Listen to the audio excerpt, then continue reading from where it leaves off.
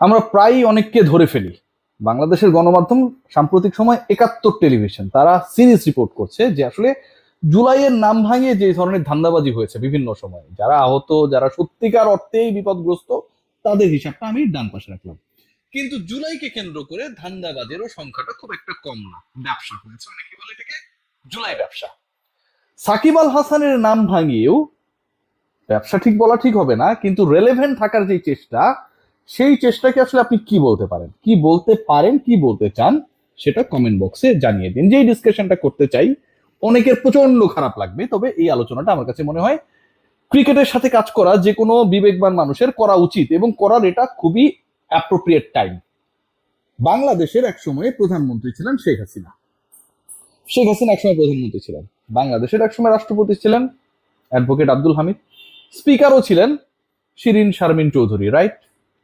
এই যে আমি তিনজনের নাম বললাম, সাংবিধানিক তিনটা গুরুত্বপূর্ণ জায়গায় একটা সময় তারা ছিলেন। কখনো কেউ, যারা এই মুহূর্তে সাকিবকে নিয়ে আলোচনা করছেন, যারা সাকিবের সকল রেকর্ড মুছে ফেলার জন্য বাংলাদেশ ক্রিকেট বোর্ড বিসিবির কাছে মিনতি করছেন, তারা কখনো বলেছেন যে শেখ হাসিনার নাম বাংলাদেশের অতীতের প্রধানমন্ত্রীর যে তালিকাটা আছে সেখান থেকে মুছে ফেলা হবে? এরকম কেউ ছিল না। স্পিকারের ওখান থেকে শিরিন শারমিন চৌধুরী কিংবা রাষ্ট্রপতির জায়গা থেকে অ্যাডভোকেট আব্দুল হামিদ, তারা এরকম কেউ ছিল না, এতে কোনো রেকর্ড থাকবে না। পলিটিক্স যারা করলো, সেই পলিটিক্যালদের কথা আপনি কখনো বলেন নাই।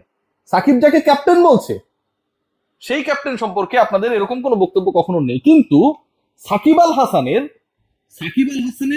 রাজনৈতিক ক্যারিয়ার না, রাজনৈতিক অ্যাচিভমেন্ট, বিতর্ক, ব্যবসায়িক কীর্তি কুকীর্তি, সেটা না। সাকিব আল হাসানের কি মুছে ফেলতে হবে?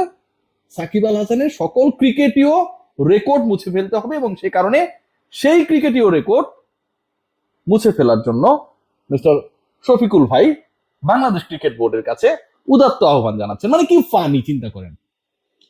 বাংলাদেশে সাকিব আল হাসানের অনেক বিতর্ক রয়েছে, অনেক আলোচনা রয়েছে, অনেক সমালোচনা রয়েছে, কিন্তু সব চাপিয়ে অ্যাচিভমেন্টের জায়গাটা ওঠে, আপনাকে স্বীকার করতে হবে। ইন্টারেস্টিং পার্ট কি জানেন? সাকিব আল হাসান তার ফুল ক্যারিয়ারে, সেটা পলিটিক্স হোক, সেটা ক্রিকেটীয় হোক, হোয়াট এভার, সেটা হতে পারে তার রাজনৈতিক এবং একই সাথে ব্যবসায়ী সাকিব আল হাসানের ক্যারিয়ার, একটা জিনিসই তিনি পলিটিক্স থেকে অ্যাচিভ করেন নাই। একটা জিনিসেই তার কোনো ধরনের আওয়ামী লীগের পলিটিক্স এর সাথে যুক্ত থাকার কারণে সাকিব আল হাসান বেনিফিশিয়ারি, সেই কথা বলার সুযোগ নাই। সেই জিনিসটা হচ্ছে সাকিব আল হাসান বাংলাদেশ জাতীয় দলের সাবেক অধিনায়ক, সাবেক ক্রিকেটার, যদিও তিনি অফিসিয়ালি অ্যানাউন্স করেন নাই যে তিনি সাবেক কি না। সাকিব আল হাসানের সকল কীর্তি, সাকিব আল হাসানের সকল অ্যাচিভমেন্ট, সাকিব আল হাসানের গৌরব গাথা, বাংলাদেশের ক্রিকেটের হয়ে তিনি যা অর্জন করেছেন সেই জায়গাটায়। এখানটা আওয়ামী লীগ, বিএনপি, জামাত, শিবির, জাতীয় পার্টি, হাসানি ন্যাপ, কারো কোনো ভূমিকা নাই। শফিক ভাই, নিশ্চয়ই আপনি জানেন ব্যাপারটা। এবং এই আপনি সাকিব আল হাসান যে ওই মাপের ক্রিকেটার, এবং যেখানটায় তিনি কারো কোনো দয়ায় ক্রিকেটটা খেলেন নাই। নিশ্চয়ই শেখ হাসিনা ফোন করে বলে দেয় নাই যে ঠিক আছে ইংল্যান্ড, তোমরা হচ্ছে হাইরা যাও, বাংলাদেশের সাথে টেস্ট ম্যাচ রয়েছে, সাকিব আল হাসানকে কয়েকটা উইকেট দিয়ে আসো। নিশ্চয়ই না। নিশ্চয়ই পলিটিক্যালি যারা সাকিব আল হাসানের ক্যাপ্টেন্সির ভূমিকায় বিভিন্ন সময় ছিলেন, তারা সেই কথা বলেন নাই, বলার সুযোগ নেই। সাকিব যা ক্রিকেটার হিসেবে অর্জন করেছেন, যে রেকর্ড মুছে ফেলার কথা বলা হচ্ছে, সেটা একান্ত সাকিব আল হাসানের অর্জন। সাকিব আল হাসানের এই অর্জনে কোনো ধরনের কারো কোনো ইনফ্লুয়েন্স নেই, থাকার কোনো সুযোগ নেই। বাংলাদেশের ক্রিকেটের ব্র্যান্ড অ্যাম্বাসেডর তিনি হয়েছিলেন নিরপেক্ষভাবে, নির্লিপ্তভাবে, দিনের পর দিন এক্সট্রা অর্ডিনারি পারফর্ম করে। এবং সেই অ্যাচিভমেন্টটা সাকিব আল হাসানের পলিটিক্সকে মুছে ফেলার, পলিটিক্সের ইতিহাস মুছে ফেলার কথা কেউ বলে না। সাকিব আল হাসান বিভিন্ন ব্যবসায় জড়িয়ে বিতর্কে জড়িয়েছেন, তো ওইখানটায় তাকে জেলে ভরো, পানিশমেন্ট দাও, তার কেন দ্রুত বিচারে রায় হচ্ছে না, সেই কথা কেউ বলেন না। সাকিব আল হাসান, ক্রিকেটার সাকিব আল হাসান যখন বাংলাদেশের সকল কিছুর ঊর্ধ্বে চলে যান, ঠিক তখন কেউ কেউ সাকিব আল হাসানের ক্রিকেটীয় অ্যাচিভমেন্ট মুছে ফেলার জন্য, যেখানটায় কোনো ধরনের পলিটিক্যাল ইনফ্লুয়েন্স নাই, পৃথিবীর যে কোনো গোয়েন্দা সংস্থা এসে এফবিআই টেফবিআই যারা আসুক খুঁজে পাবে না, সেইটা মুছে ফেলার কথা বলে। এই ক্রিকেটারকে আপনার এত ভয়, অথচ আপনি নিজে গিয়ে ঘন্টায় ফটো তুলেছিলেন, ইলেকশনের সময় গিয়েছিলেন, সাকিব আল হাসানকে নিয়ে স্তুতি গিয়েছিলেন, ফেসবুকে পোস্ট করে লাইক, কমেন্ট, লাভ, রিয়াকশন পেয়েছিলেন। ঠিক ওই সময়টায় আপনার বোধোদয় কোথায় ছিল? তখন কি মনে হয়েছিল যে যেই সাকিব আল হাসানকে আপনি কাভার করতে গিয়েছেন, আপনি তো বাংলাদেশের 300টা আসনে যান নাই শফিক ভাই, যেই সাকিব আল হাসানকে আপনি কাভার করতে গিয়েছিলেন, সেই সাকিব আল হাসান তো ক্রিকেটার সাকিব আল হাসান, এত বিখ্যাত সাকিব আল হাসান হয়েছেন ক্রিকেট খেলে।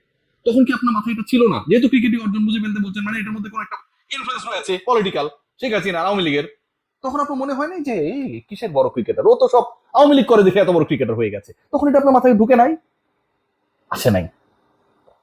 এবার আসুন আরেকটা প্রসঙ্গে, ধরেন সাকিব আল হাসানের সকল কর্মকাণ্ড, সকল ক্রিকেটীয় কর্মকাণ্ড মুছে ফেলার উদ্যোগ নেওয়া হলো। সর্বপ্রথম কি করা লাগবে জানেন? বাংলাদেশ ক্রিকেট বোর্ডকে, ক্রিকেট বোর্ডের প্রতি তো তিনি আহ্বানটা জানিয়েছেন সাকিবের বন্ধু তামিম ইকবালকে, সর্বপ্রথম বাংলাদেশ ক্রিকেট বোর্ডের যে একাডেমি বিল্ডিংটা রয়েছে বিসিবির বাঁ পাশে, যেখানে ক্রিকেটাররা থাকেন এবং যেই ক্রিকেটারদের 99% ক্রিকেটার আসলে তাদের ক্যারিয়ারে সাকিব আল হাসানকে প্রকাশ্যে অপ্রকাশ্যে আইডল মানেন, সেই বিল্ডিং এর এন্ট্রেন্স যে করিডোরটা রয়েছে না, সেখানে একটা দেয়াল রয়েছে এবং সেই দেয়ালের মধ্যে একটা বিশাল গ্রাফিতি রয়েছে সাকিব আল হাসানের। আপনি মনে সবাই সেখানটা জানেন, ওইটা প্রথমে ভাঙা। সাকিব আল হাসান উইকেট পাবার পর যে উল্লাসটা করেন, যেভাবে সবাইকে বুকে জড়িয়ে নেন, সেটার একটা গ্রাফিতি রয়েছে, সেটা মুছে ফেলা হবে। প্রথম কাজ হবে সেটা।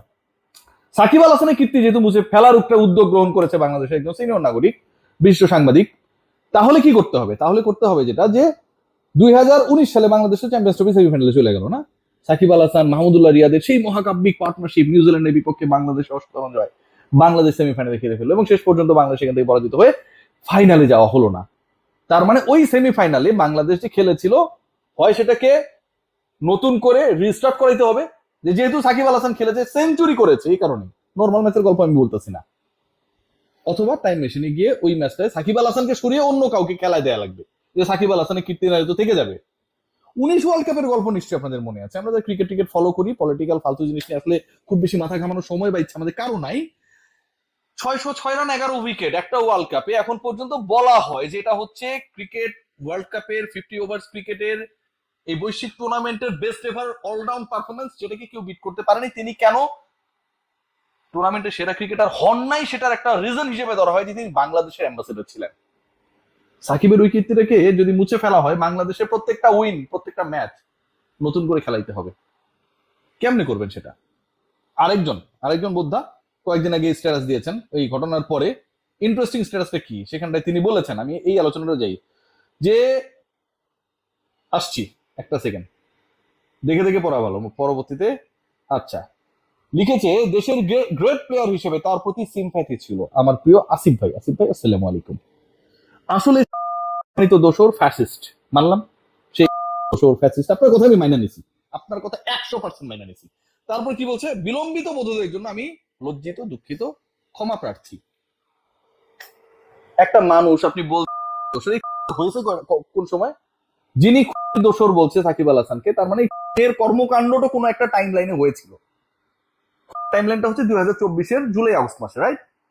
এখন ওই টাইম লাইনে মানে অতীতে কর্মকাণ্ড ঘটেছে এবং সেটা দোষর সাকিব আল হাসান, যিনি দাবি করছেন ফেসবুক স্ট্যাটাসে 2 দিন আগে, সেই তিনি জুলাইতে, 24-এর জুলাইতে অগাস্টে হয়েছে, সেই তিনি 2026 সালেও সাকিব আল হাসানের বার্থডে পালন করেন। তখন তার মাথায় থাকে না যে 24 সালে সাকিব আল হাসান দোষর ছিল।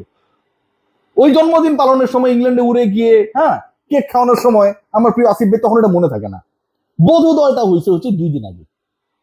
সাকিবকে কেন্দ্র করে যে বললাম, শুরুর যে আলোচনাটা বললাম, যে জুলাই ব্যবসা, জুলাইকে কেন্দ্র করে অনেকে ধান্দাবাজি করেছে, ধরা পড়েছে, শাস্তি হচ্ছে, পাকড়াও করা হচ্ছে, জেলে যাইতেছে।